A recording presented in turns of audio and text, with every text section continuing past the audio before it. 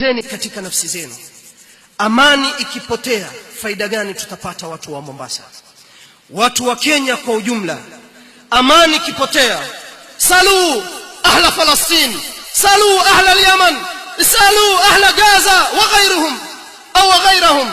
Waulizeni watu wa Yaman, waulizeni watu wa Falastini, waulizeni watu wa Gaza, angalieni hali zinazowapitia baada ya amani kuondoka. La khaira ba'da al-amn, hamna khairi baada ya amani. Familia zitapasuka, baba hatojua wapi mwanawe yuko, watoto watachukuliwa kama marefugee, wasijue wazazi wao hali zinaendeleaje.